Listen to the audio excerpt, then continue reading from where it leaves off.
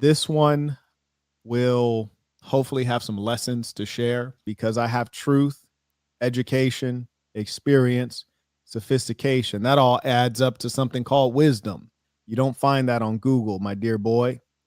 Anyways, if people really have actually been dealing with women in the real world, I think they've experienced a lot of these things that I've talked about, and hopefully they don't escalate their suffering by not taking these lessons and then progressing into a deeper relationship with a woman who's unworthy of such. Because what I want you guys to understand is that even a good woman, when the relationship is ending, becomes a bad woman. You know what I'm saying? Like, even a perfectly good woman becomes vindictive and negative and hateful and jealous of your new girl and don't want to see you win. I mean, you've all heard this phrase at the end of a relationship, and this is a tremendous lie: wishing you the best.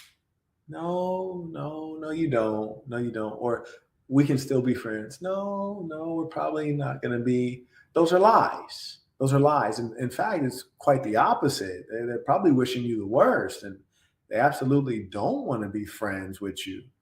So I'm just trying to help you get a heads up on what's real out here. Here's the other thing: we often rail against the feminist, but let us understand that in this era, you have the females who will outright say, I am a feminist, and they're staunch and they believe in that concept, and we should avoid them. Say, I'm a feminist. Okay, well, you out of here. Then there's the chicks who say, I'm not a feminist. Out of their mouth, they say, I am not a feminist. But they have the thinking of a feminist. They have the behaviors of a feminist. So what they said is immaterial, because you also have women who say, I'm not a 304, but they are. Consider this. I know a lot of women who are actual bona fide street strollers. I know a lot of women who are OnlyFans girls, and a lot of women who are strippers. It's a byproduct of my life, and also living in Las Vegas. Do you know what percentage of those strippers think that they're a 304?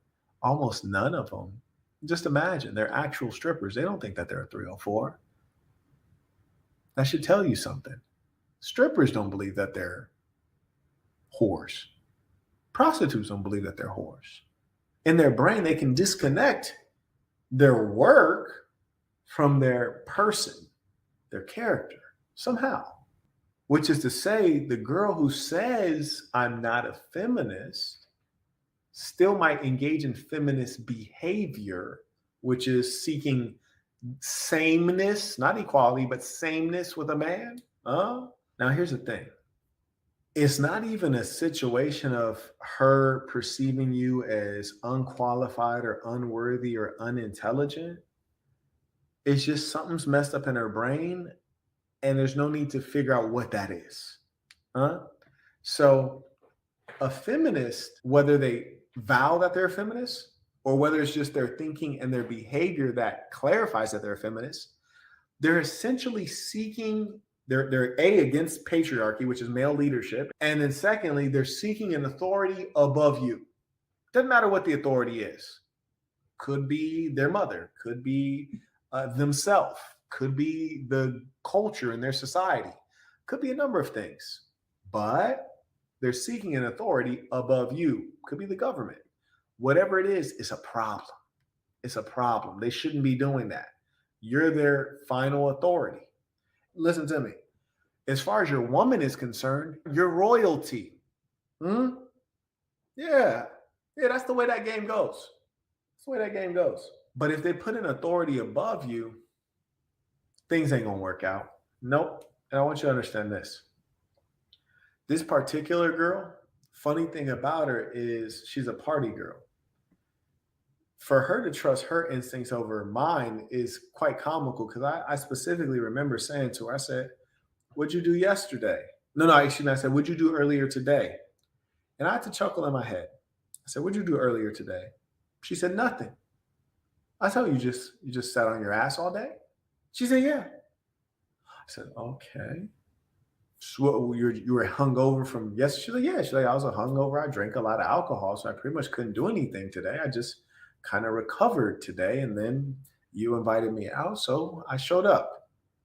And in my head, I was just looking at her with pity, like, you poor thing. Your best case scenario in this life is for you to use these big old jugs and this small waist and this big rump and that pretty face and this great height, to use all these advantages to get you a man who's going to put up with your indecency and will pay for all of your stuff because you're a completely unproductive individual. That's your best bet. And you also play a lot of games, but that's another thing. And I was just tripped out, like, wow, that's what you did today. Okay. Deep, deep, deep, deep, deep. That's what you just sat on your butt all day. And here's a funny thing. Did she turn around and say, what'd you do today, Mark? No, she didn't ask me that. Not that I care to be asked. She didn't ask me that. She wasn't interested. She wasn't interested. She somehow manages to be interested in me, but not interested in relevant things, just in general. Whereas that same day, I brought on 2 employees, did a whole day of training, did this, did that. We worked on a new technology, like all this stuff. And all during that time, I was doing all these things. She just was sitting on her butt watching Netflix. And somehow the girl who goes out, gets trashy drunk, and then watches Netflix for like 13 hours until someone calls upon her, basically living a life of without meaning until I give it meaning by saying, hey, come do this. That's the girl that thinks she should lead herself or shouldn't submit to my leadership. That makes no sense at all. She's a party girl. She's a party girl. And you know what? Worst thing we can do, and we do this all the time as men, is you want the girl to be something she's not. I just accept a thought for a thought. You dig? I'll call a spade, accept a thought for a thought, which is to say, if Shorty wants to be a party girl, cool. Absolutely. And check this out. I was going to run I was going to run a podcast here with a bunch of South African girls. And one of my previous assistants, who's no longer with me, ironically, was the same one that was like, I'm going to be the one for years and years. She's no longer here after 2 days. Shorty had bought a bunch of alcohol for the girls, right? And I'm like, oh, damn, I don't even know if I feel like organizing all these broads to do this podcast. It's a heavy lift. And when Shorty got back to the spot, I was like, oh yeah, I got a fridge full of drink. And she's like, oh, for sure. She popping bottles, hitting it. And I was just looking at her like, that's what's up. That's what's up. Hey, do you get in your zone? Because low key, I don't know what was going to happen to the alcohol because I ain't going to drink it. So I just accept a party girl for a party girl. You feel what I'm saying? And the worst thing is when we look at the girl who's a party girl, but we don't want her to be a party girl. We want her to be a good girl, or we want her to follow our program because she's attractive or she has fill in the blank shape that you've been looking for, or, she's the right age or whatever appealing factor it is.